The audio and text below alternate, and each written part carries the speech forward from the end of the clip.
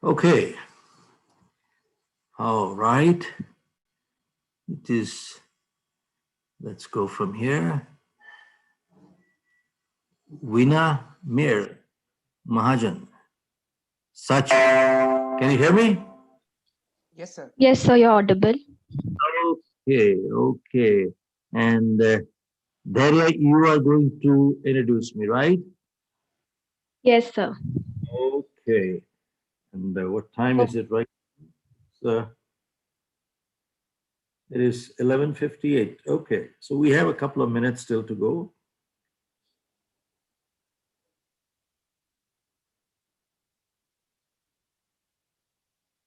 We can start at 12. So if you want, we can start even now because we have a lot of participants. All of them are here. How many do you have so far? So we are 485 right now. Okay. Just give it at 12. We can start sharp at 12 o'clock. Sure, sir, sure.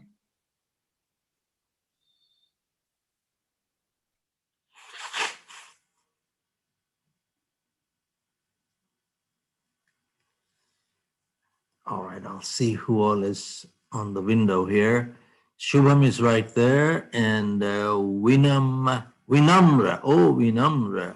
is right there. Sachi and Dhairya and Abhimit and Anirudh. Okay, all right.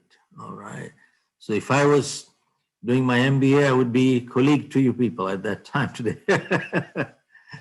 All right.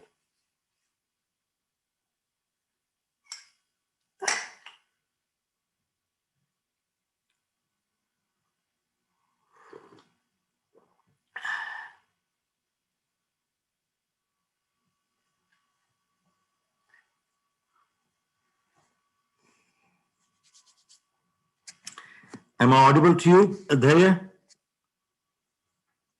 Yes, sir, you are audible. We can start.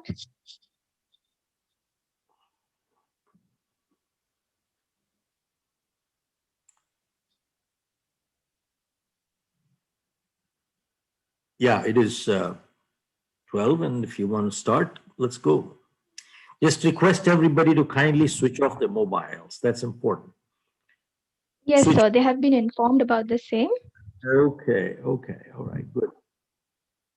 So a very good afternoon to one and all present here today.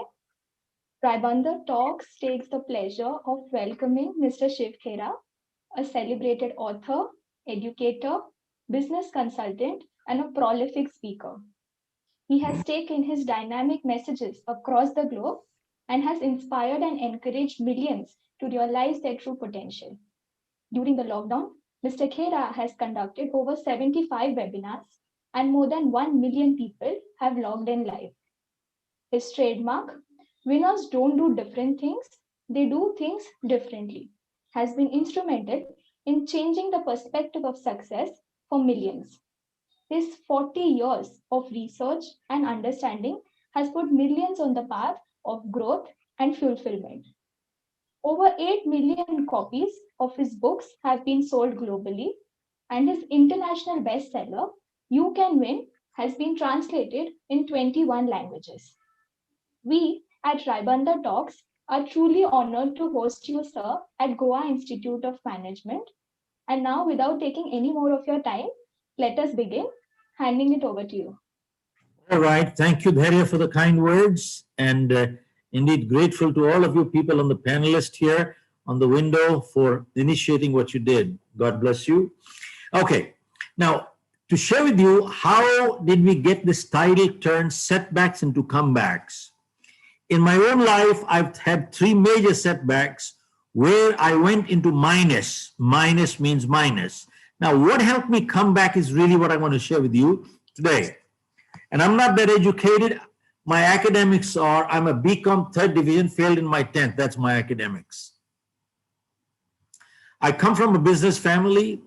We had coal mines in India, close to 1,000 people working. Now, I didn't create them, I only inherited them. And the government took over, government nationalized the mines. And right from being a mine owner, we came on the street. Street means street. Now, some families had money, our family did not. My father had died when I was just about finishing college. We were left the liabilities and the assets were gone. And I was married just 4 weeks then. I remember a year later, my daughter was born.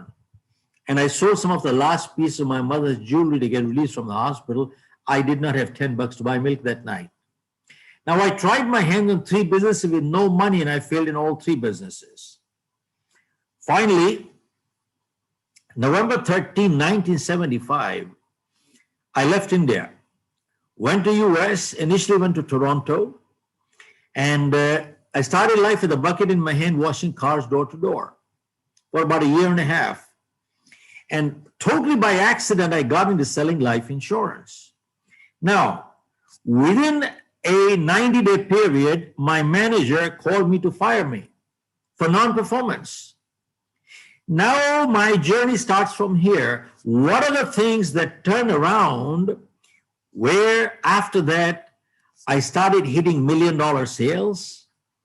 And I moved on to the US, got into 3 businesses. I bought out a company out of California in 1984, started the New Jersey operation with no clients, and I sold my company with close to 500 clients for a decent sum.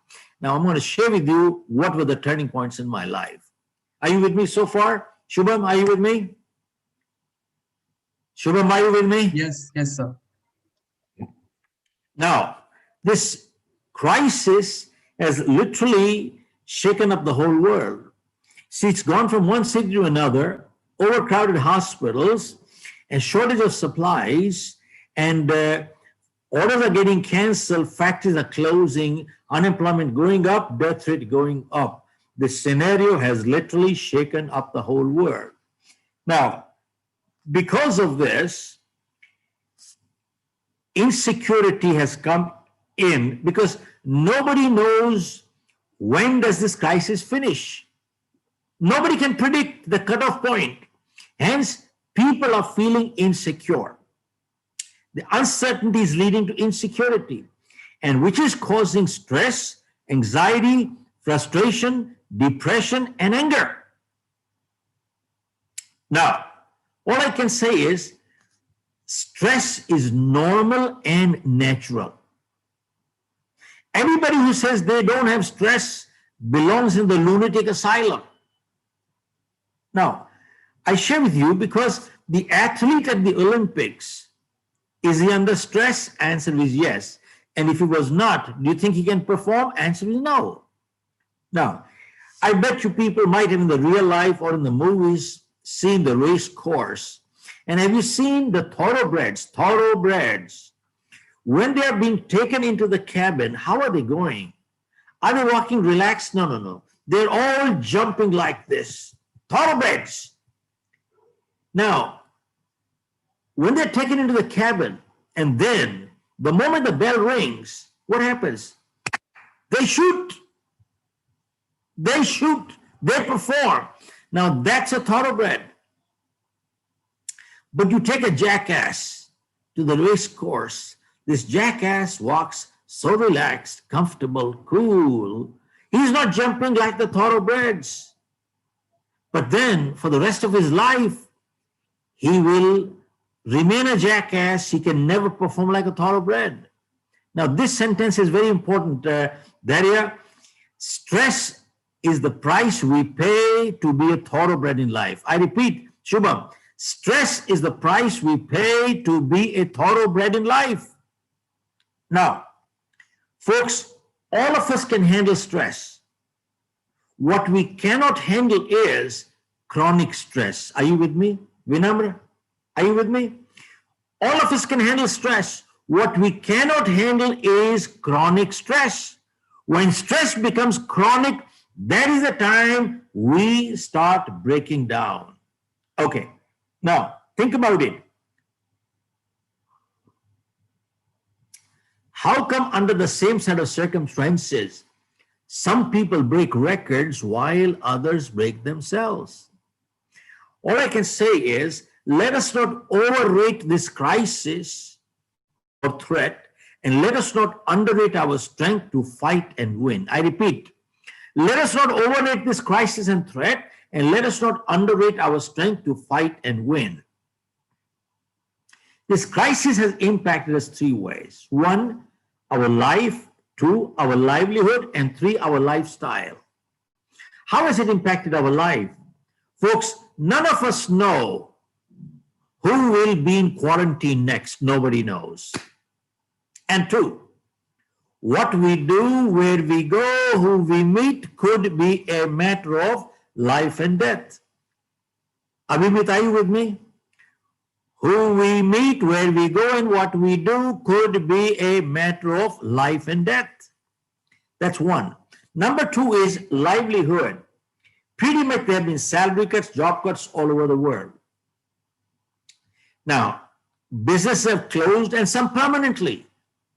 In New York, I just read that 40% of the restaurants have closed permanently, 40% gone forever. Now, even the governments are going broke because they're not collecting any taxes. Now, who are the worst hit? There are three kinds of people in this world. One, super rich. Two, mediocre. And three, poor. The worst hit are the poor people. Anirudh, the worst hit are the poor people. They're the daily wage earners. They work during the day, eat in the evening. That's it. They're the worst hit. Now talk of the super rich. Super rich don't have any money problem. No money problem. In fact, it's a lottery. They're becoming richer during this crisis. They are becoming richer during the crisis. I just read, only during the lockdown period only, Mukesh Ambani's wealth has gone up by $22 billion. Shubham, only during this lockdown period, this guy has increased his wealth by $22 billion. Okay, now, in my opinion, that's atrocious. Now, I was just reading, Apple Computers has $250 billion in cash reserves. Now, they don't have a livelihood problem. Now, that's a super rich. Now comes the mediocre. People like me and some of the listeners here, the mediocre people are thinking, will the crisis finish before the money, or will the money finish before the crisis? Are you with me, Dharya? Will the crisis finish before the money, or will the money finish before the crisis? Now,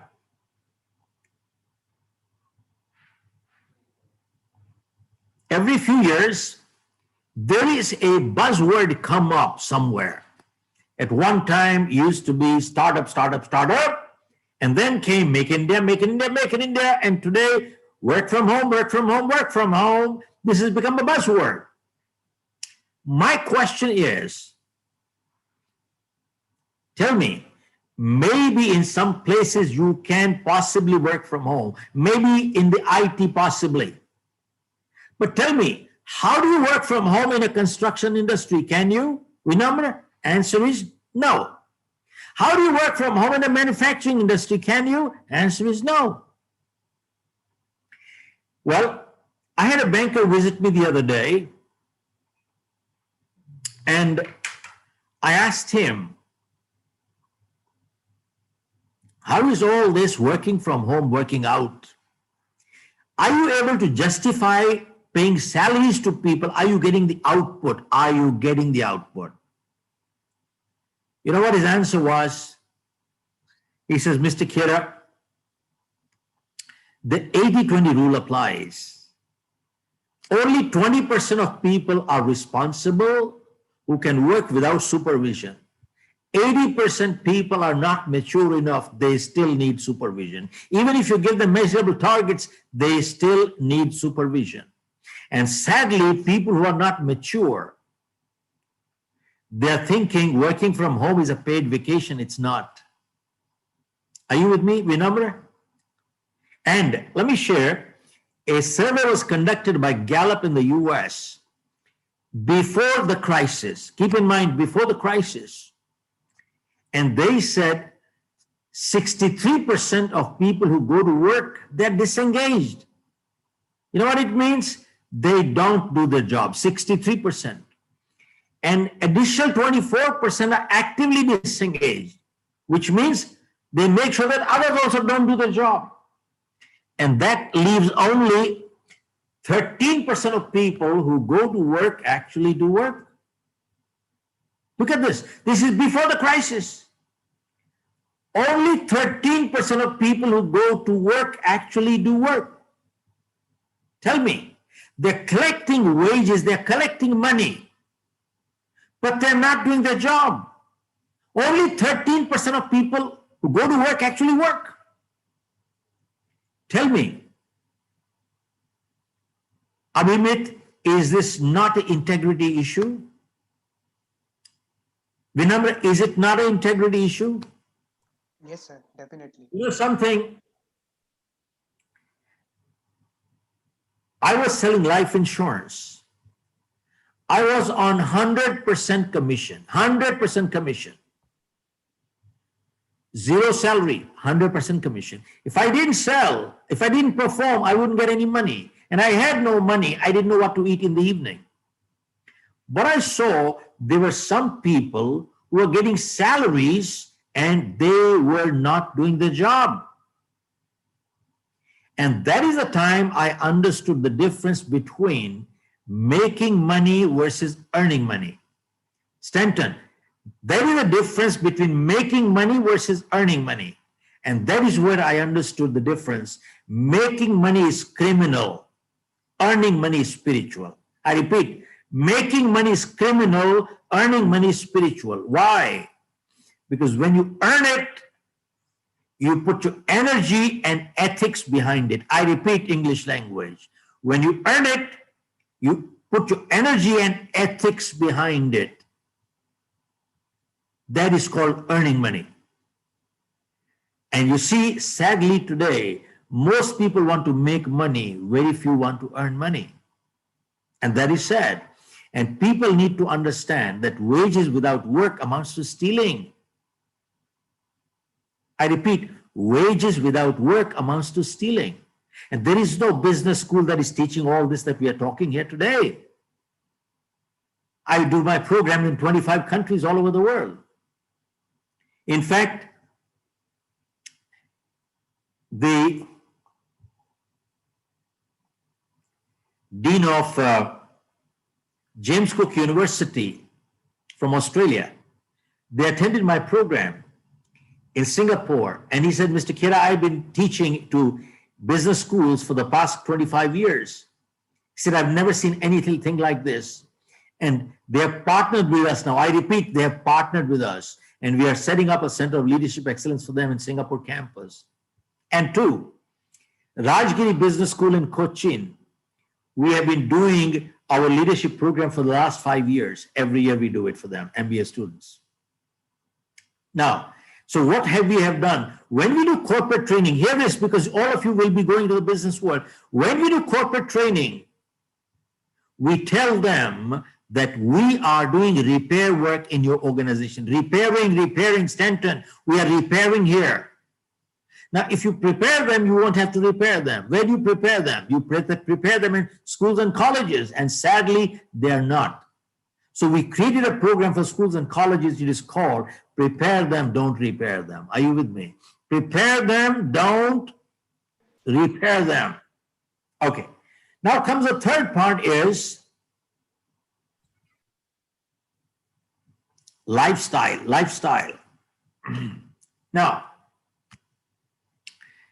till the lockdown came in, all of us were in the fast lane. We were running. We had no time. Now look at this. The amount of time-saving devices we have today, we have never had that many in history. And yet we don't have what? We don't have time. What a paradox. Now, why we don't have time? Folks, because somewhere we messed up our priorities. Now, I'm not giving lectures here. I'm guilty myself. I messed up my priorities too. And whenever when we mess up our priorities, we forget to distinguish between what's urgent in life and what's important in life. Urgent may or may not be important, and important may or may not be urgent. But the interesting thing is, Anirudh, whenever we ignore what is important, it always converts into urgent. See, health is important, but it's not urgent. Exercising every day is important, but it's not urgent. Now, if I have a crucial meeting tonight, I cannot exercise, it's not the end of the world. But if I ignore my health long enough, guess what happens? I will land up in the hospital. See, in life, relationships are important, but they're not urgent. But if you ignore relationship long enough, guess what happens? You start talking through your lawyers. Are you with me? Sachi, are you with me? Okay. Now, the next part is, what this lockdown has done is literally forced people to step backwards to re-evaluate the priorities. Now, see, you ask people, why do you go to work? Why do you go to work? I work for my family. Why do you work hard? I work hard for my family. Who are the most important people in life? My family. Who are the most neglected? Also my family. What a joke. The most important people many times become the most neglected too, which is sad, but it happens. But what this crisis has done, made people step backwards and reevaluate. Till now, we were running. We were running all right. But now they have questioned, were we running in the right direction? If you're running in the wrong direction, you are going the wrong way much faster. And now people have realized, Stanton, that in life, direction is much more important than speed. I repeat English language. There, in life, direction is much more important than Speed, sir. speed. Okay, that's it. Speed. Now, this is one part, to establish priorities. The second part is, we have been hearing a long time, cash is king, cash is king, cash is. But did we ever understand the meaning what it was? Now people have realized the difference between discretionary and non-discretionary spending. And now people have realized what cash is king meant. It is better to have money in the bank than to have 50 shirts in your closet. It is better to have money in the bank than to buy a car worth $100,000. Now people have understood what the meaning is. Till now they didn't understand. And no MBA school ever taught this, what is the meaning of cash is king. Okay, now comes the next part. There are only two references of a similar crisis. One was a Spanish flu. I'm sure you must have heard enough times. No, I'm not going to get into it again. But keep in mind, Spanish flu came in two phases. It came in 1918 and it went away, and people said the danger is over. 6 months later, it came back again, second phase, killed 50 million people were dead, 50 million people. Why am I saying that? Just because the lockdown is over does not mean the crisis is over. In the US, 250,000 people are dead right now, dead. And second phase has not even come in the US. And Europe, UK has gone into a national lockdown again last week. Madrid, Europe has gone into second lockdown, the whole country again, one more time. So keep that in mind. Now, number two is,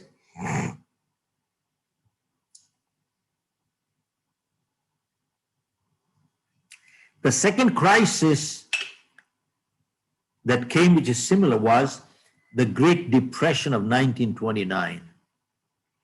Banks failed, stock market collapsed, people lost their savings, and $100 became $15. Remember, $100 became $15. And 15 million people were unemployed. Now, 15 million in 1929 is equivalent to 60 million today, because the population of the US at that time was only 120 million. And right now, close to 50 million people in the US are unemployed right now. Only US. Okay. Now, here is a silver lining. Abhimit, here is the silver lining that experience shows whenever unemployment goes up, self-employment always goes up. I repeat English language, this is important. Whenever unemployment goes up, self-employment always goes up. Now, during the Great Depression, when people were struggling, they had no money, no risk-taking ability, no education, no technology. But there were some people who started their business in 1929, and today they are household words in the US. Now, what did they have that others didn't have? They had only one thing. They were positive people and they were solution focused. They had no money. They were solution focused. Now, have you noticed there are some people in life who are problem focused? You give them a solution, they'll give you a problem. They have a problem for every solution. Henry Ford said, kick them out, kick them out. We're not stupid. We understand there are problems. We need somebody who's solution focused. I'm going to share with you only 3 examples of these people. One was a man by the name of George Jenkins. He started an outlet in the neighborhood for non-perishable durable goods. These 2 words are very important, non-perishable durable. If they were perishable, he could lose money. He had no money. 2, durable means if he was not able to sell, at least you could use it. This is how they have started. Now, today, his turnover is $30 billion. Net worth, $6 billion. He has 1,000 outlets in the US, and the store is called Public Supermarket. Go check out. You people are good on computers. Second example was 2 brothers in California, Gallo brothers. They were struggling. They caught hold of some grapes, made wine out of it, but nobody had money to buy it. They started selling the wine at 50% below market.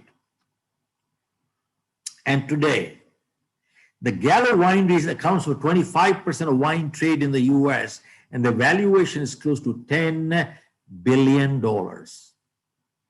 Third example, there was a man by the name of Simplot in Idaho. He started cultivating potatoes. Now, what he couldn't sell, they ate. What he couldn't eat started rotting. He could not afford the loss of rotten potatoes. He started freezing them.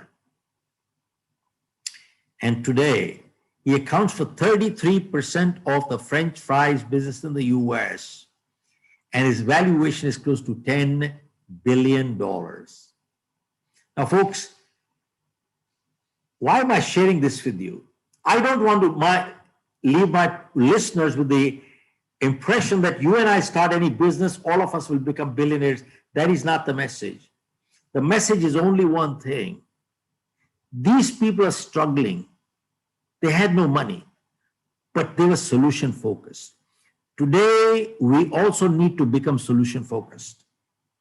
Think about it, I will repeat. How come under the same set of circumstances, some people break records while others break themselves? How come? Now,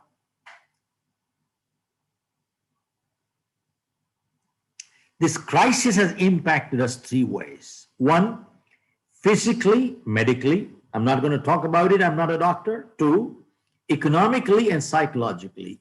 On economically, I just want to mention one thing, because you people are from the business school, you need to know this. Folks, till now, the word was globalization, globalization, globalization.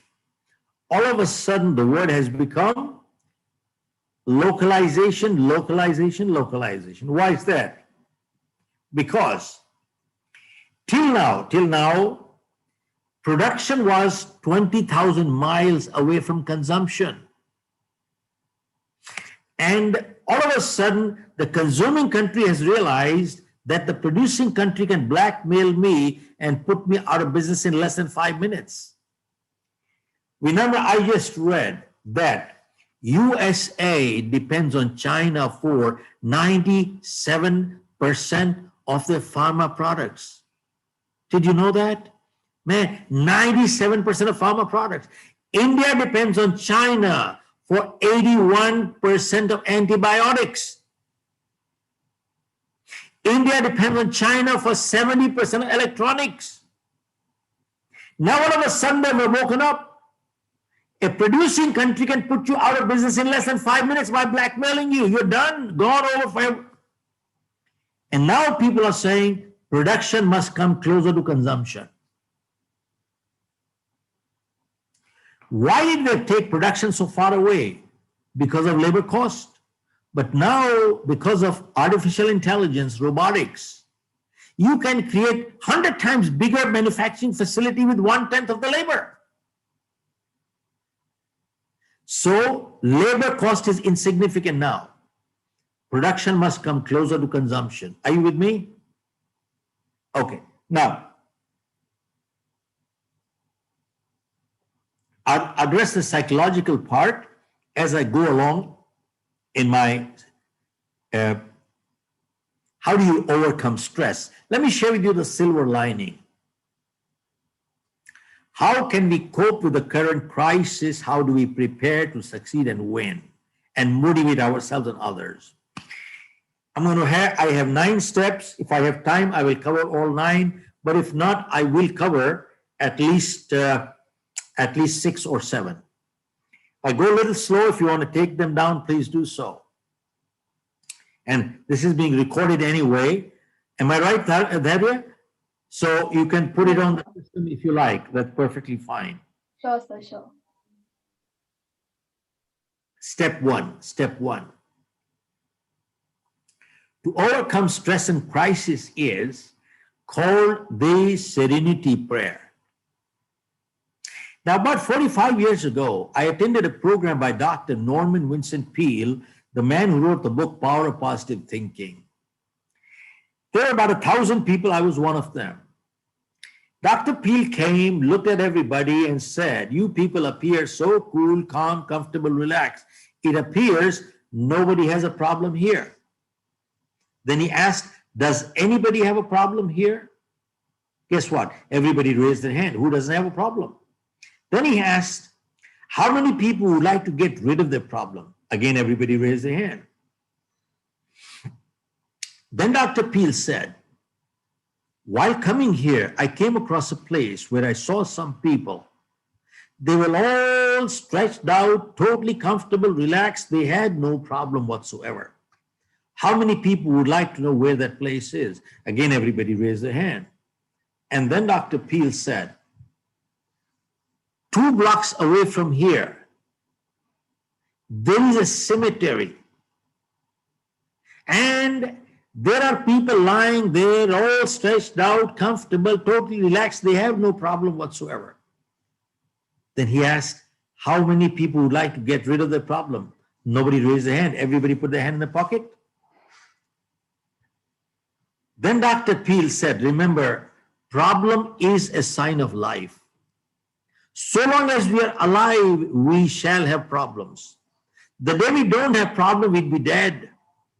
And when you're running short of problem, that is the time to get on your knees and pray to God. If you stop trusting me anymore, send me some problems." And that day, he gave a prayer, which is called the serenity prayer. I'll repeat twice.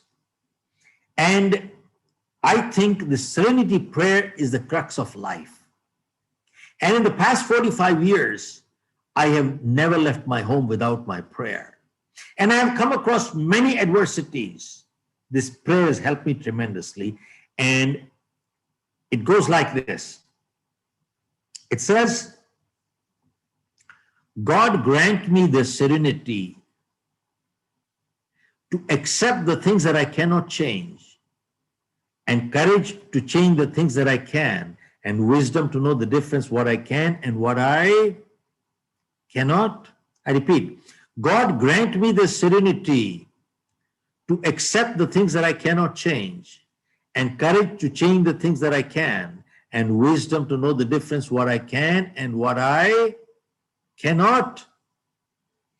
Now, if you dissect this little prayer and analyze, God grant me the serenity to accept the things that I cannot change. Now, question is, can we change everything the way we want in life? Answer is no, we cannot. Do we control everything in this world? Answer is no, we don't. There are many things beyond us, such as, I didn't choose my parents, neither did you. I didn't decide where I was going to be born, and neither did you. If this is my height and the color of my skin, there's nothing I can do about it. Madhav को बोलिएगा 2:30 बजे के appointment को 3:15 कर देंगे phone करके अभी. And there's nothing I can do about it. And granted, sometimes people are born deformed. What wrong did they do? And sometimes bad things happen to good people for no fault of their own. Now, it says, if I cannot change, how did this corona crisis come? I don't know, but it's here. See, it says, what I cannot change, let me accept it graciously, not grudgingly.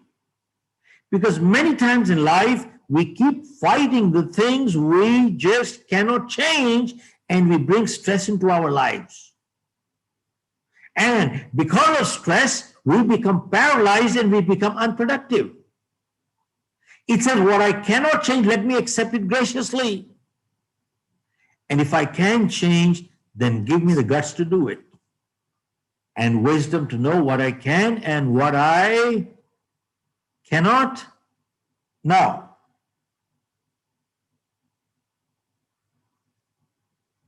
when I wrote my new book, which you will be receiving it, which was launched in London last year, the title is You Can Achieve More.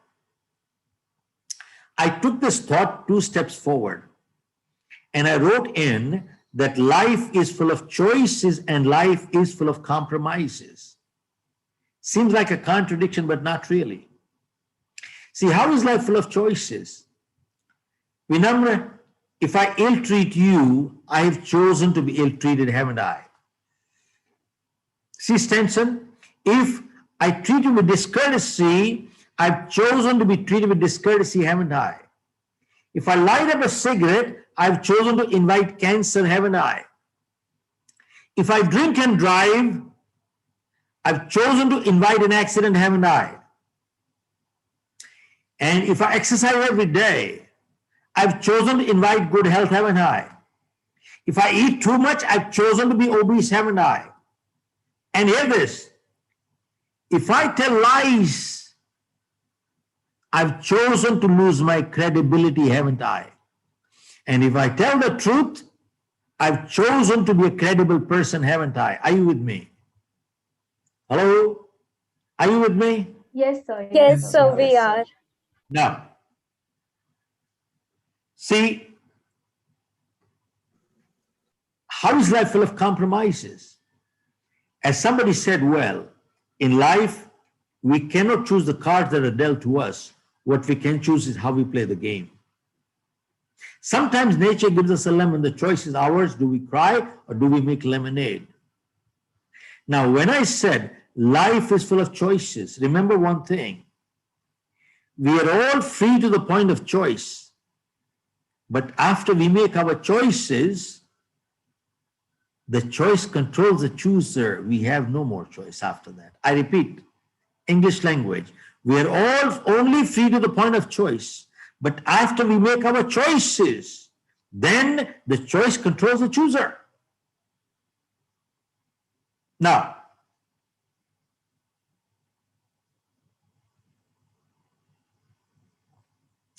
many times I'm asked, Mr. Khera, people who succeed in life, don't they make mistakes in life? And people who fail, don't they do positive things in life? Here is my answer, Abhimit. My answer is, people who succeed, they do make mistakes.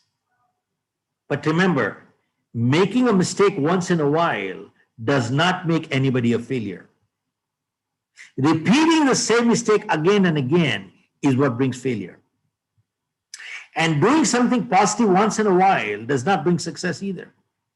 Repeating the same positive behavior again and again is what brings success. Folks, what is success? Series of positive choices in life is called success, and series of negative choices in life is called failure. That's about it. It's not complicated. That is step one. Step two. Step two.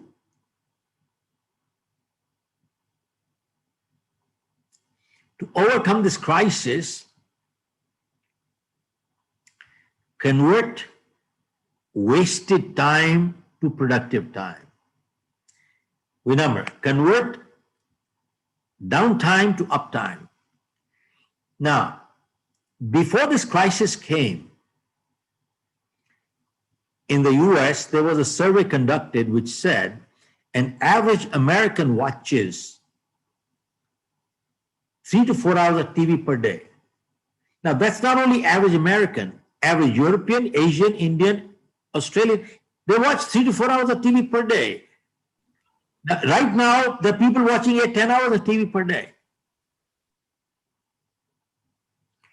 So, a man went to his friend who watched 3-4 hours TV per day, and he asked, how much did this TV cost you? He said, $1,000. He said, you don't know how to calculate. He said, have you ever calculated what is the money value for your time?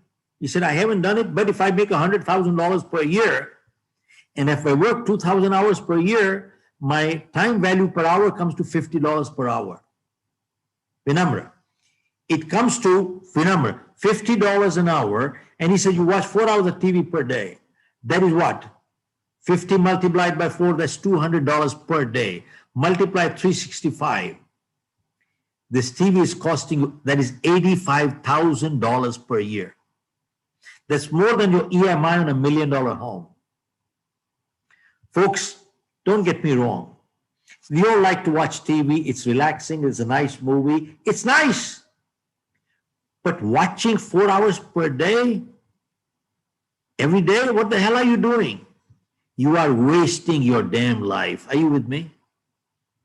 You're wasting your life. Now, in my book, You Can Achieve More, which you will receive, I have given a survey which said that 85% of millionaires and billionaires today in the world are first generation. There you are. 85% of millionaires and billionaires in the world are first generation. Only 15% coming from inheritance. And they were asked, how did you achieve so much financial success in such a short time? And the answer was, we read books. How many books? We read 50 books a year. 50 books means 1 book a week. 1 book a week. Folks, 1 book a week.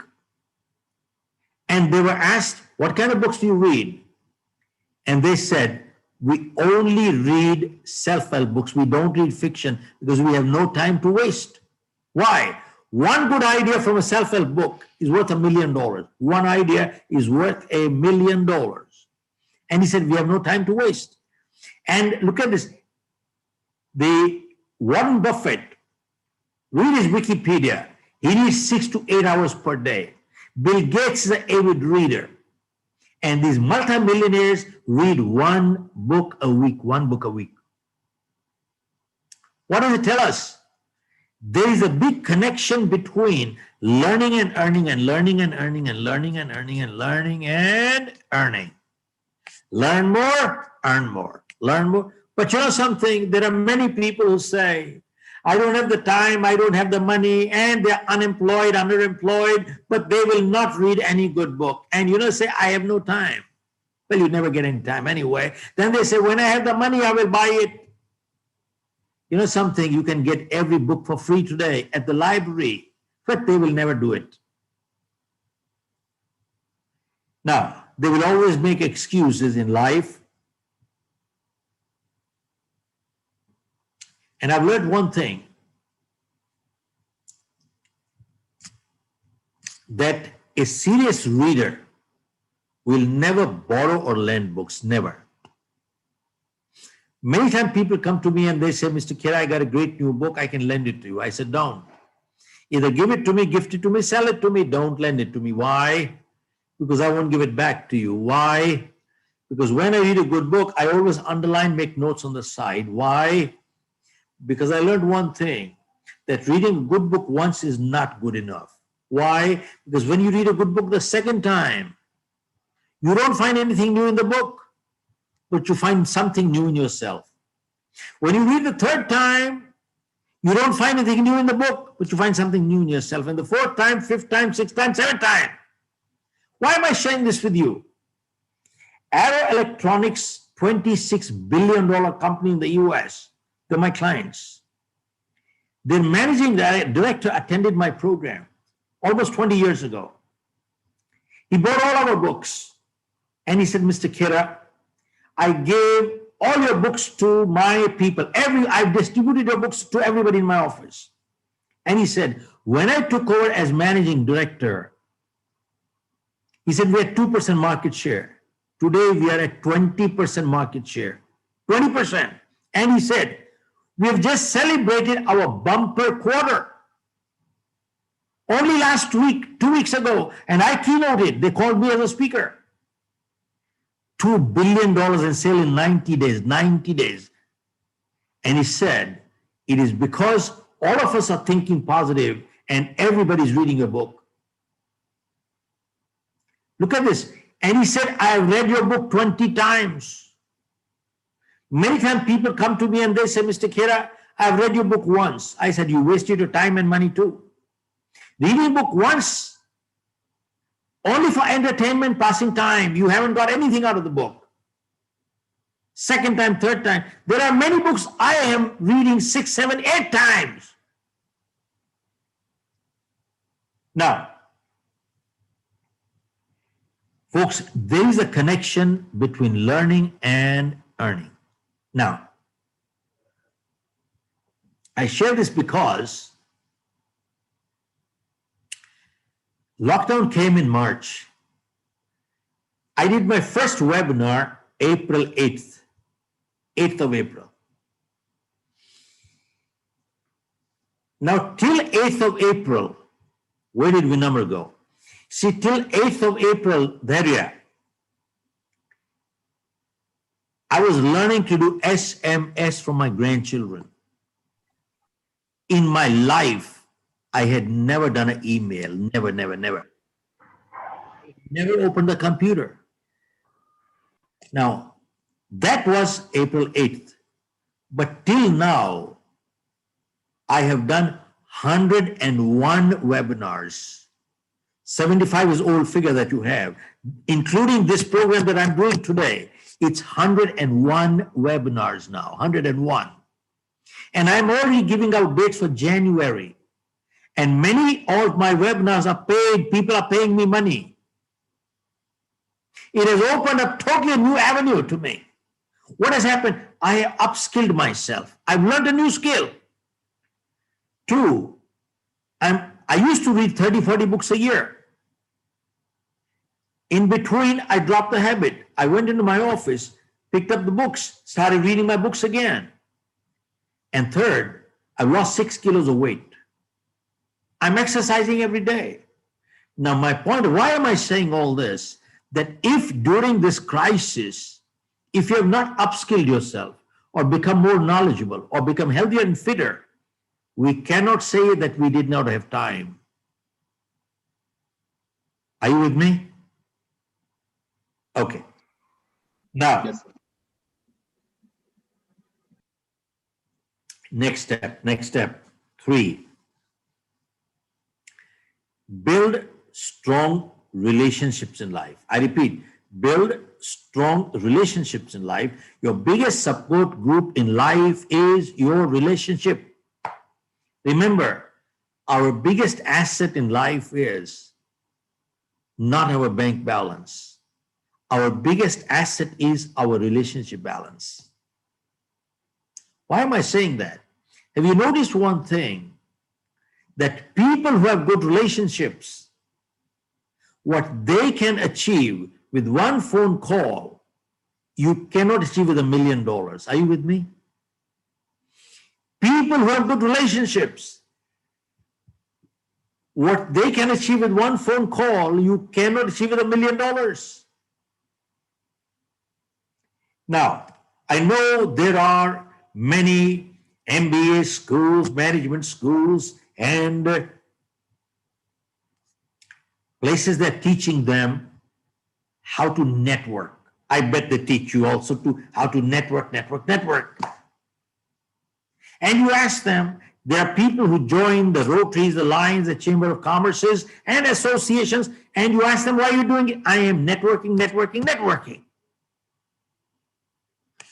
And you ask them, what are you going to do with networking? He said, I am building contacts. Why are you building contacts? Well, someday he could be useful.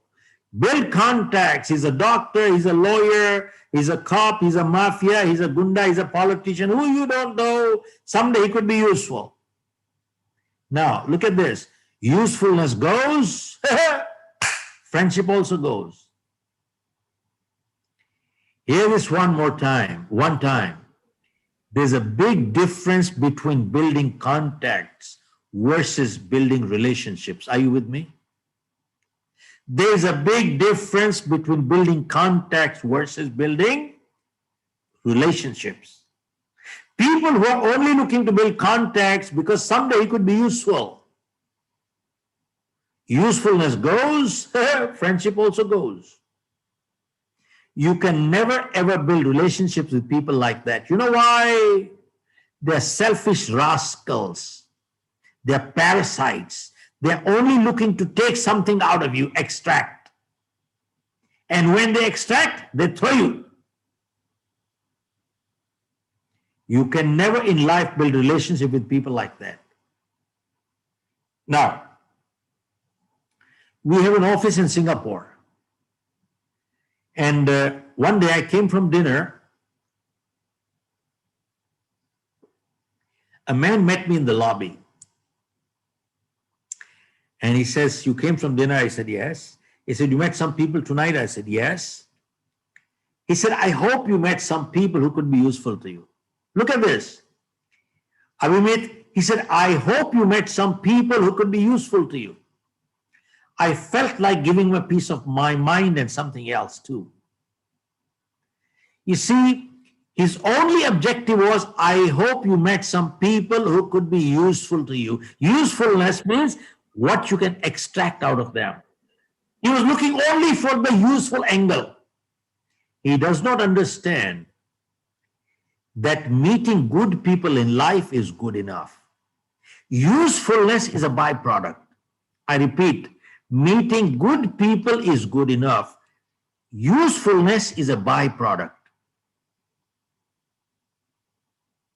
Now, if I have a friend for 20 years and tonight if he has a problem, who's the most natural person he will go for help? The friend of 20 years. He's not going to make new friends. Is it my duty to help? Answer is yes. If I help him, am I doing a favor? No. If I don't help him, am I behaving like a friend? No. It is my duty to help. Remember, Helping a friend is a duty of a friend. It is never the purpose of friendship. Because if it is the purpose of friendship, then purpose finishes, friendship finishes too. Now, how do you build relationship with people in life? You can only build relationship with people when you add a value addition to their life. You add a value addition to them. And how do you add value addition to them? Only if you are willing to give something to them in life. Give. You can't be a taker. You must learn to give in life. Are you with me? Yes, sir. Yes, sir. That is the only way to build relationship, by adding a value addition. And you add a value addition only in when you are willing to give something in life. You're not looking to extract. Okay. Next step. Whatever that step 4 happens to be. Step 4 is become a proactive person in life. Not a reactive person, but become a proactive person. What does that mean? When we do our 4-day leadership program, many times we ask people, are you a good person? Are you a good person? This is Rishav there, Rishav. Are you a good person? And sometimes people say, yes, I'm a good person. And you ask them, what makes you good? They say, well, I don't do bad, so I'm good. See, I don't tell lies, so I'm good. I don't cheat, I don't steal, so I'm good. And my answer is, I disagree with your answer. Folks, not doing bad does not make a person good. If I don't steal, it only means I'm not a thief, but that does not make me good. If I don't tell lies, it only means I'm not a liar, but that does not make me good. Go ask a medical doctor. Absence of ill health does not mean good health. Are you with me? Absence of ill health does not mean you are in good health. Folks, a person becomes good only when they proactively do good. Proactively do good. I've been doing leadership programs for the past 35 years. And I do leadership training for Lufthansa, Johnson & Johnson. I've been doing it. Now, I've learned one thing, that a good leader takes a stand for something and takes a stand against something. He's not neutral. If he's neutral, he's a politician. Good leader takes a stand for something, takes a stand against something. Why am I sharing this with you? I did a program for about 5,000-6,000 people once, and a man from the audience came up and he asked me, Mr. Khera, are you a Gandhian? So I've learned one thing.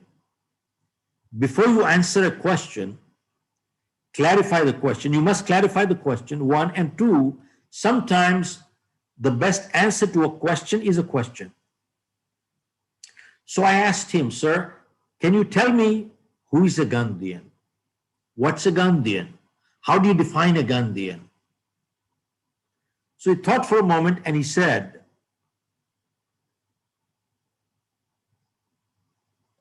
Gandhi stood on 3 principles in life. 1, Gandhi believed that with love, Anirudh, you can win everybody with love. 1 principle. 2, Gandhi believed in tolerance. 3, Gandhi believed in non-violence. Abhimit, non-violence. And then he asked me, are you a Gandhian? I don't know what came to my mind at that point. I said, look, I've been living in the US for the past 45 years, but I'm an Indian. And being an Indian, we respect our epics, the Ramayana, the Mahabharata, Bhagavad Gita, and Guru Granth Sahib. I've not read them, but I've heard them.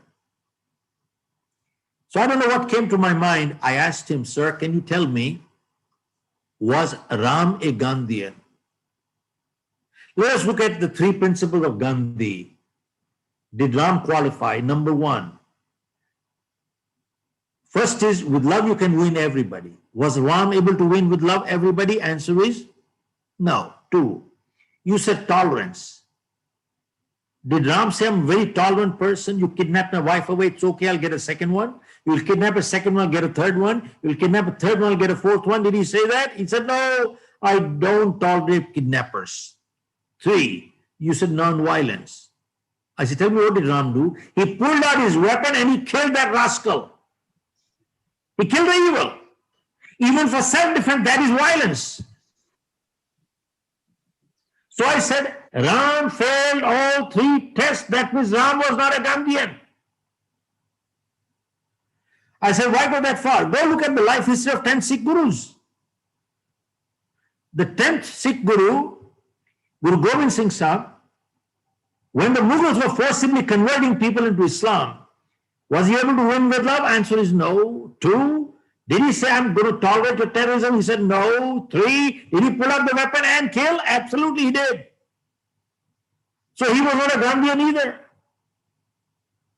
I said, you keep talking of scriptures. Show me one scripture where it says when the enemy is auctioning the respect and dignity of your women and children, where does it say at that time you should go to temples and do bhajan kirtan and do meditation? That's the time to bloody well fight. Not fighting is called terror. Not fighting is called cowardice. I said, they were not Gandhians. I said, I am not a Gandhian either. Ram did not say I'm neutral. Ram took a stand for something, took a stand against something. Ram didn't say, I have to see unconditional love. Unconditional love. You keep hearing unconditional love. What stupid unconditional love? And Ram didn't say, I need to see things from his point of view and justify. That's what people in school and college are teaching. Look at things from the other person's point of view. Ram said, I can't. I'm not a Gandhian. I said, I am not a Gandhian. Okay. So you people are future leaders. We need to understand. In life, you need to take a stand for something and take a stand against something. Okay, move on. Next one. Next one is, to overcome any crisis in life, we must learn to accept responsibility. Responsibility. Why do I say this? One of the biggest damage done to India has been done by our media. Print media, electronic media. You look at any media, the moment you turn the TV on, what do you see? Horoscope, horoscope.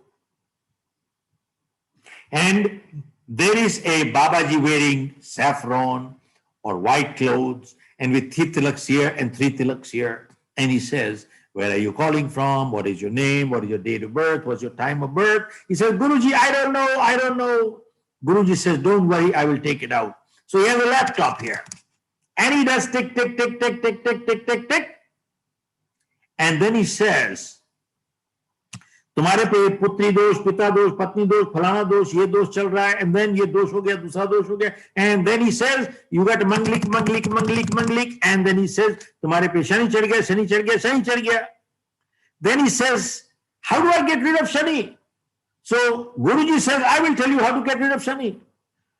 And then he says, एक काला रुमाल लीजिए, उसमें काली दाल डालिए, उसमें काला काजल लगाइए, काले बाल वाला खोजो, 7 बारी खोपड़ी में घुमाओ, काला कुत्ता खोजो, काला बर्तन खोजो. This is what is going on. People are doing it. Let me ask you, If it is so easy to get Shani in, Shani out, Shani in, Shani out, Shani in, Shani out, if it is so easy, अरे भाई, why don't we send Shani to Pakistan and destroy all the terrorists? भेजो शनि को. If it is so easy to get Shani in, Shani out, why don't we send Shani to Ladakh to fight the Chinese? Hello? Are you with me? I ask you one thing. Why does Shani permanently live in India? Why doesn't Shani ever go to Australia? Hello? Yes, sir, we are with you. Yes, Why sir. does Shani go to New Zealand? Shani is permanently sitting here. Why am I sharing all this? Because if you read the life history of Swami Vivekananda, Swami Dayanand, Guru Nanak, they never believed in all these things. In fact, they fought against it. Go read their life. They fought against it. And sadly, there are people, educated people, so-called educated people. Just having a degree doesn't mean anything. And they go to these Babajis and they touch their feet. Man, this guy should be in jail, man. You are touching his feet. You have no self-respect. And they go by the thousands. And there is Babaji, I heard on the TV, तुमने कल जलेबी खाया था नहीं खाया था, that's the problem. गोलगप्पे खाए थे नहीं खाए थे, that's the problem. And they go to them and they say, Babaji क्या करें? One Babaji says, बेटा preach करो, preach करो, preach करो. One Baba is selling preach. Another Baba is selling honey. Third Baba is selling honey preach together. Honey preach. What a joke. Folks, why am I sharing this with you? Here, you people are good on technology. This is superstition. Remember, faith gives strength. Blind faith leading to superstition weakens people.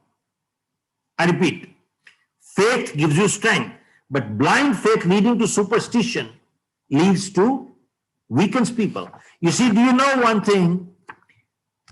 In Sikh families, they never tell you horoscopes. There's no Manglik.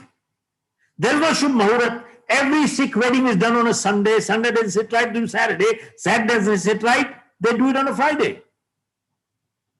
Now, why am I sharing this article with you? Because this article came out in India today on January 2018. It says, because of astrology and superstition, natural childbirth in many parts of India has gone down by 80%. And they've quoted here, South India, Bangalore, Hyderabad, Madras, 80% of childbirth there is done through C-section operation. You know why? Some astrologers said, this is good omen to pull out the kid at this time. How do you like that? Hello? This is good omen to pull out the kid at that time. How stupid. And people are doing it.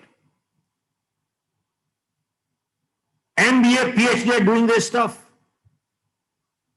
Now, I share with you because once I was going to a client of mine,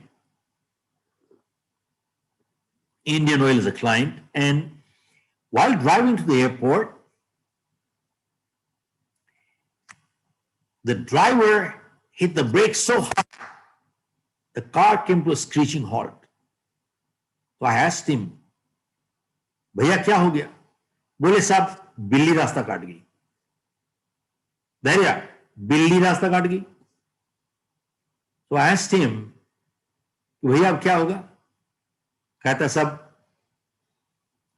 अब अपशगुन होता है, जाएंगे कुछ नुकसान हो जाएगा. So I said, if I miss my flight, तो बहुत नुकसान हो जाएगा. So I said, what are you going to do now? He said, sir गाड़ी रोक देता हूं. I said, how long? कितनी देर? He says, जब तक कोई दूसरा न निकल जाए. I asked him, मैंने कहा भाई फिर उसका नुकसान हो जाएगा. He said, that's his problem. That's his problem. This guy knew all the answers to Billy as if he had done a PhD on Billy.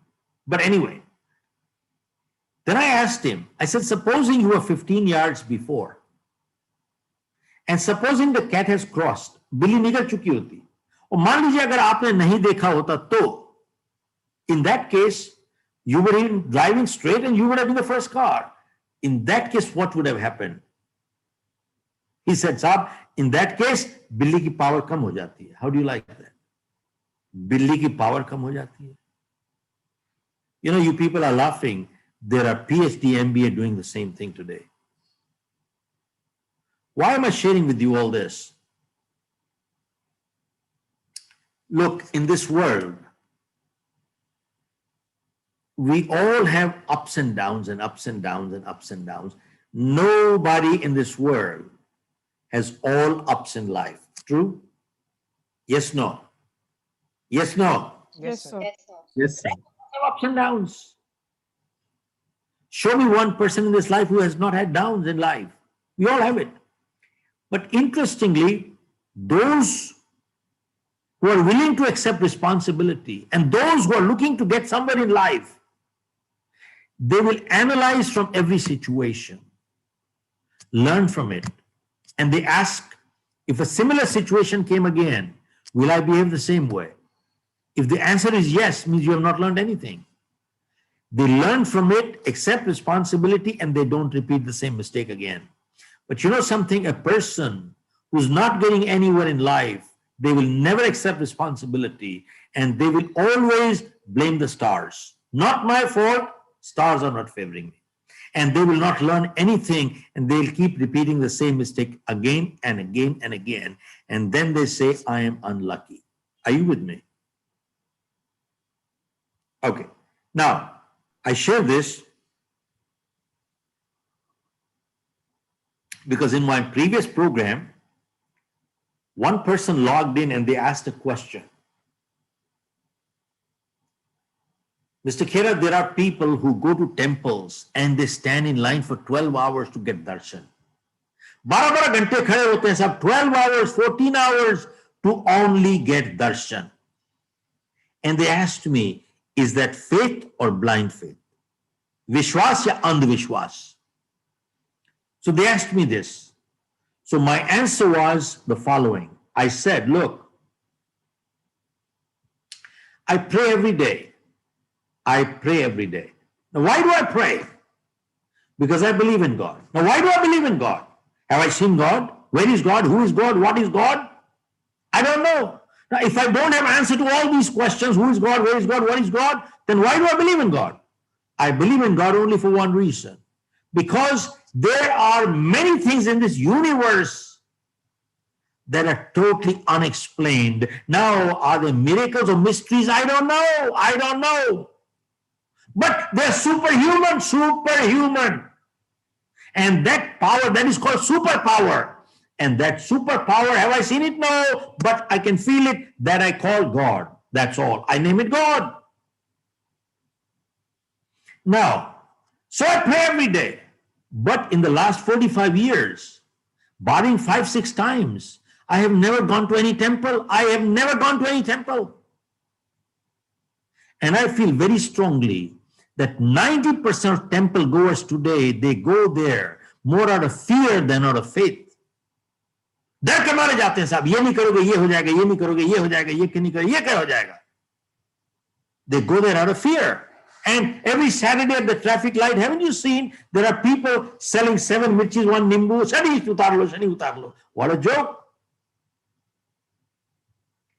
Folks, why am I sharing this with you? Very important reason. This has destroyed our country. This has literally destroyed our country. Made slaves out of us. Foolish. Made slaves out of us. Folks, we need to understand. We need to learn to accept responsibility to overcome any crisis in this world. That's it. And last item, and that is, it is time to give back. It is time to give back. We are grateful. We're living in a dignified home, and we have honorable food God has provided us. Everybody's not privileged. It is time to share and give back. Now, I've seen videos from New York, Europe, India, everywhere, all over the world. There are many good people all over the world. And they have come forward with their time, money, food. They're giving back. But, Avimit, there is one community who has been honored as a community by the government of Canada, Anirudh, by United States government of UK, Australia, New Zealand, all governments all over the world have honored this one community for the humanitarian service.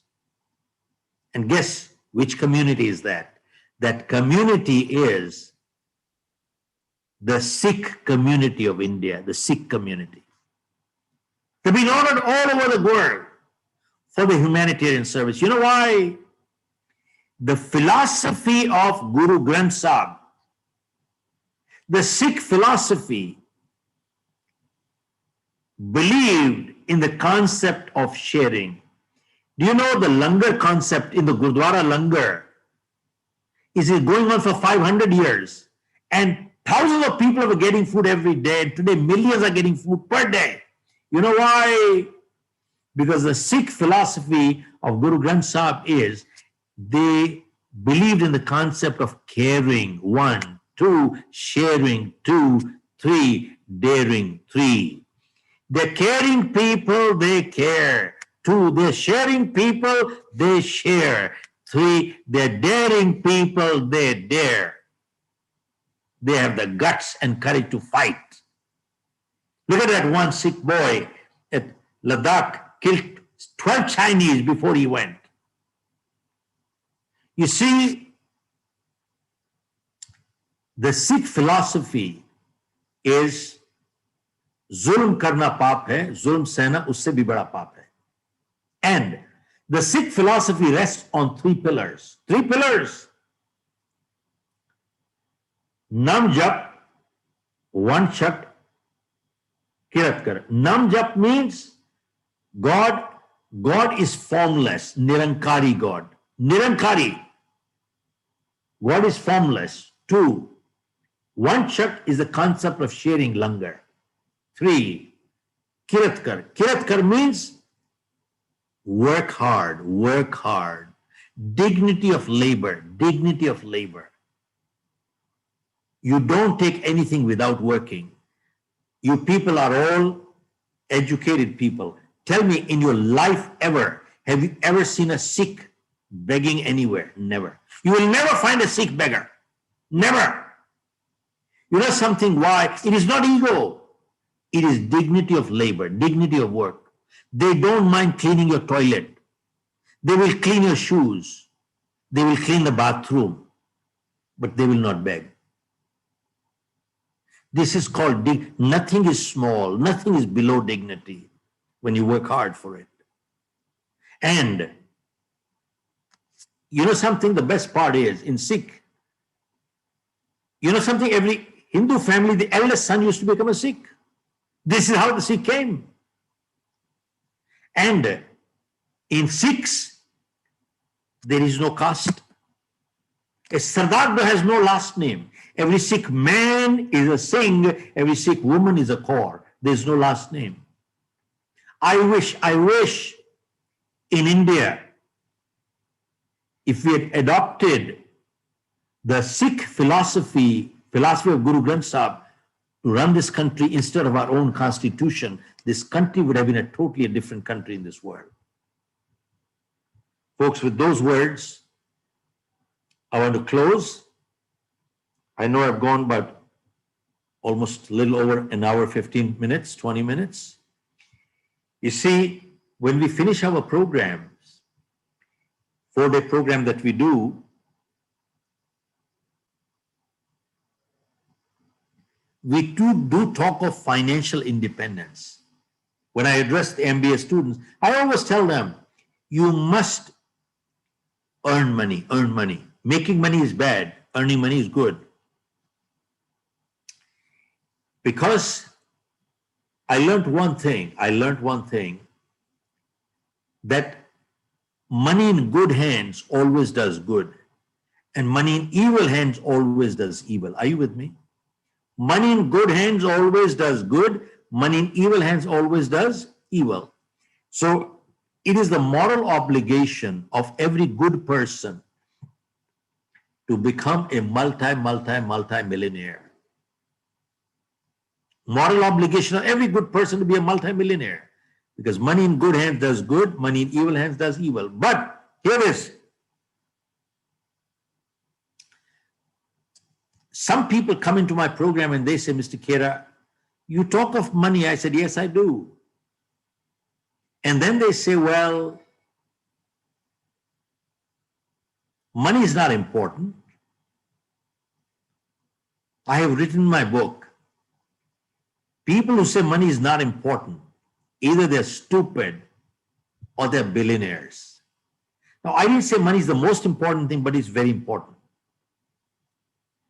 And they say, well, money does not get you happiness. So my question is, does poverty get you happiness? And if I have to be unhappy, I would rather be unhappy with money than without money. And one more.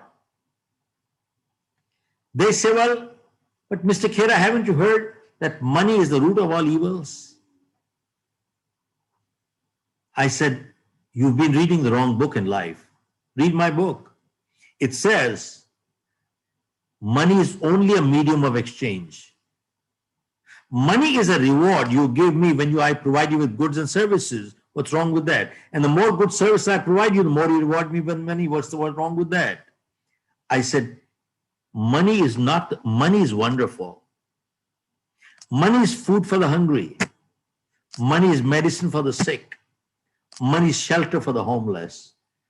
It is not money that is the root of all evils. It is the love of money which is the root of all evils. Loving money using people, you got it wrong.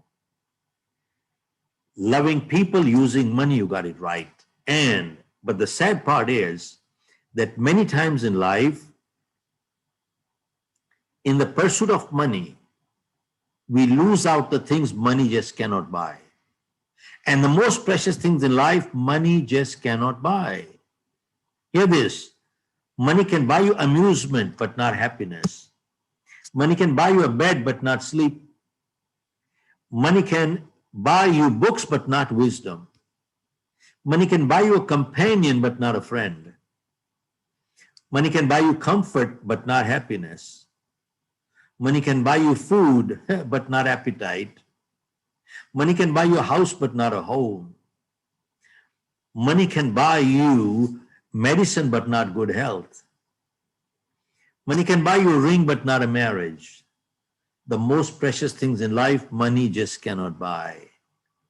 But remember, money is very important. And it is a moral obligation for every good human being to become a multimillionaire. Earn money, don't make money. And money in good hands does good, money in evil hands always does evil.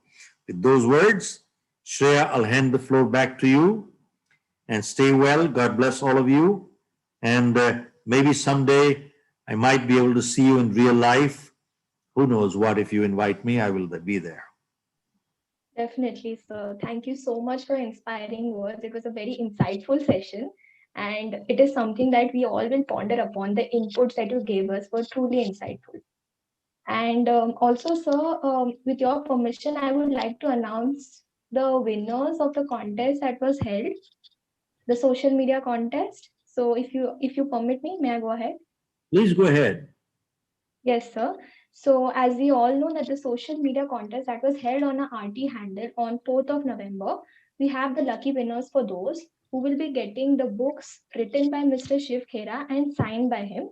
So, our first winner is Akriti Chauhan from PGDM, and she wins Mr. Khera's book, You Can Achieve More.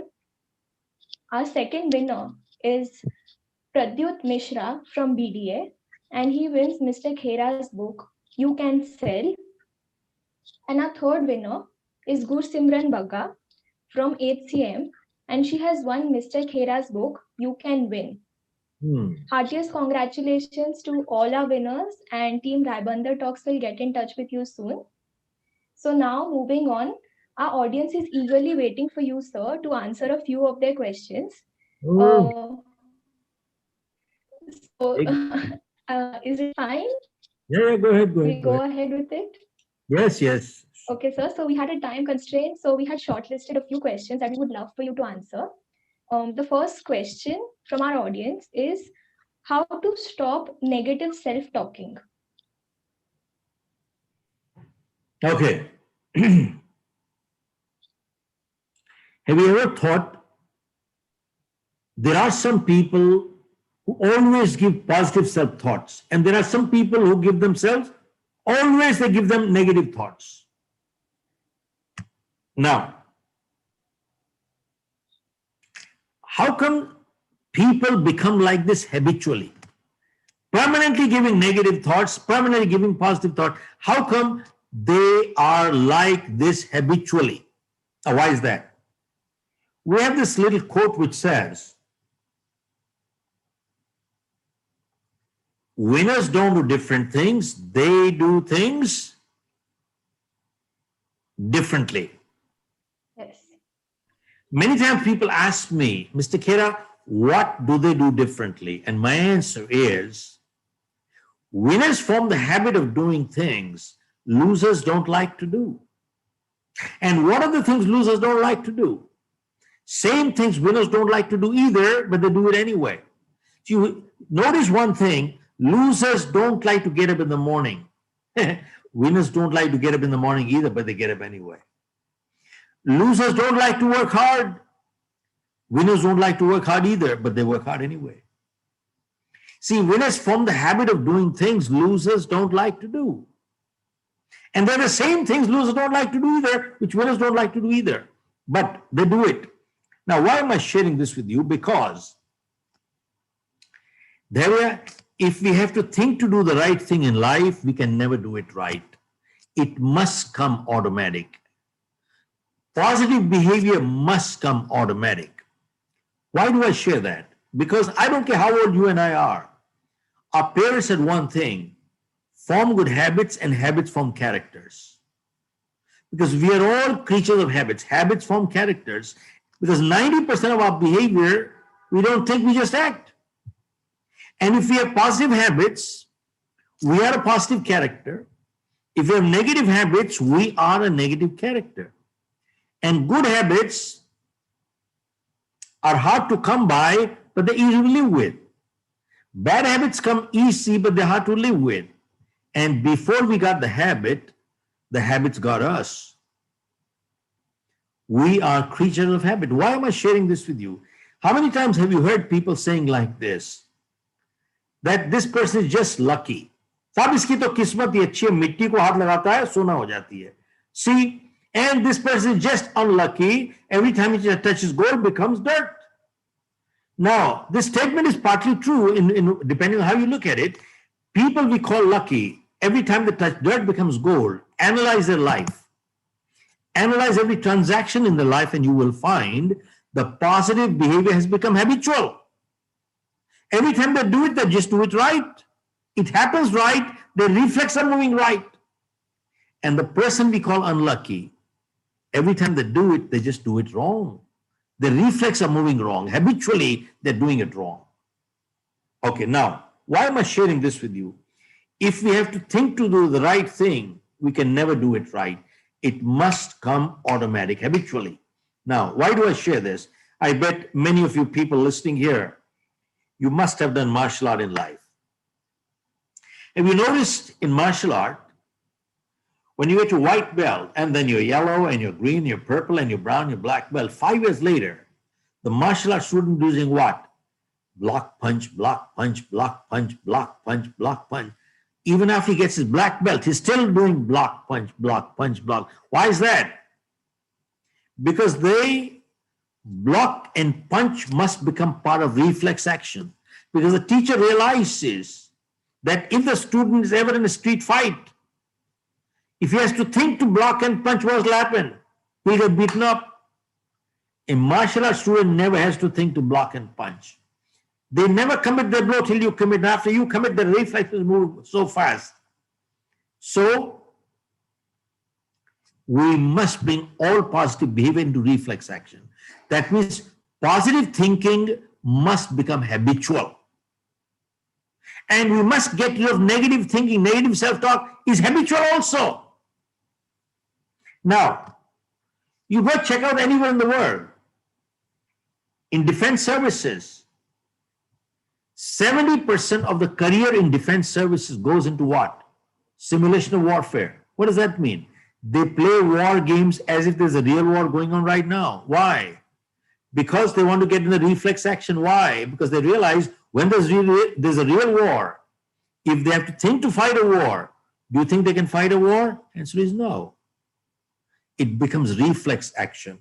So why I'm sharing this with you is how to get rid of negative thought. Think about it. How come there are some people who are habitually positive? Some are habitually negative. Now, how do you build mental toughness? How do you build mental toughness? You build mental toughness just the way you build physical toughness. How do you build physical toughness? Can you go to the gym and pick up a dumbbell of 50 kilos right now and do 50 reps? No. You try it, you will fall sick. You'll pains for 1 week. Can't do it. So what do? Pick 5 kilos. Do 50 reps, 100 reps. Do 6 kilos, 100 reps. 7 kilos, 100 reps. And gradually you become stronger and stronger and keep increasing more and more and more and more and more. This is how we build physical strength. Exactly the same way we build mental strength. If you are looking to become a mentally strong person overnight for the rest of your life, you will hit disappointment. Just like if you pick up 50 kilos and do 50 reps, you will be lying with pain in bed. Don't try to become a mentally strong person overnight for the rest of your life. Say 10 minutes, 10 minutes. Stay positive 10 minutes. Stretch it to 15 minutes, 20 minutes, 30 minutes, 40 minutes, 50 minutes. Gradually you keep increasing. This is how you do it. When we do our leadership program, 4-day program for colleges, people walk away with an action plan, 31-day action plan. Why the 31-day action plan is important? Because studies show that it takes 31 days of conscious, consistent effort to make a habit. It takes 31 days to make a habit. If you practice something for 31 days, 32nd day becomes a habit. So go do it, and that is how you get rid of negative thinking and gradually inculcate positive thinking. And you need to read good books constantly all the time. Every day I read 1 to 2 hours, and every day I watch good 2 hours of video or listen to some good recordings. That's how I stay on track. Otherwise, I will also slip back. I will also get demotivated. People ask me, do you also get demotivated? I say, yeah, I do. What do? I said, I read my book. I listen to videos for 1 to 2 hours per day, every day. That's the only way. Remember one thing, just the way our bodies need food every day, our minds need positive thoughts every day. If you feed your body with junk food, you'll fall sick physically. Similarly, if you don't put positive thoughts, we become mentally sick. Feed your mind with positive thoughts on a daily basis to stay on track. That's the only way. There's no other way. See, just like an athlete, when he stops practicing, his muscles become flabby, he loses stamina. You go back, you gain it again. That's how you do it. Okay. That was really good, sir. That was really beautifully answered. The final question for the day, I would like to ask you if you have time right now. Can we go ahead with it? Okay, so sir, the final question for the day is, you have had an impact in the lives of many people. We would like to know about any random stranger who has had the biggest impact on your life. Random stranger. Random stranger. Well, the only strange, well, there are many people who had life impacted my life. Like my mother was, my grandfather was another one, Dr. Peel was another one, and I read the life history of 10 Sikh Gurus. I read that, and then that has really impacted my life. But if I look at a stranger, I would say the movies James Bond. You see, I've noticed one thing: James Bond, they always depicted him as cool, calm, but very firm, strong. Cool, calm, but very firm and strong. And there are three characters in Hollywood who I admire. James Bond is one. Two, Bill, um, Clint Eastwood and Charles Bronson. Clint Eastwood and Charles Bronson. Three guys. And what is common about these three people? Have you noticed in every movie they get beaten up. Every movie they get beaten up. But you notice one thing: when they are being beaten up, they never threaten another one. They never get into a barking match. They never say, "I'll kill you." They never say that. When they have to kill, they just kill. That's about it. But one thing is there: they've always stood up for the truth and they fight. They're fighters. So if you look at a stranger, somebody who stands up for the good, well, I think that's the James Bond character that comes to my mind. That's about it. That's a stranger to me, but it's good. I've always admired them. Yes, sir, that is great. Actually, the whole session has been so inspiring, like something that we'll really look up to in the future. And on behalf of everyone present here today, I would like to thank you for interacting with us, taking out the time and the effort to share your thoughts. And we are truly honored to have you here with us today. And we hope to get an opportunity to host you at our campus very soon. God willing, Daria, are you in the first year or second year? The first year, sir. Okay, good. God willing, certainly, if there's an opportunity, I'd certainly love to come over. Yes, sir. Also, for the members of our audience, Mr. Khera has a small giveaway. He has offered us his 11 cardinal rules of business success, which is complimentary to all the participants who wish to download it. The link has been put up in the chat box for you to access and download. So please do access it. And once again, a big thank you to you, sir, and also to all the members of the audience. We hope Daria, to see you very soon. thank you. God bless. Take care. Yes, Bye sir. Thank you. bye.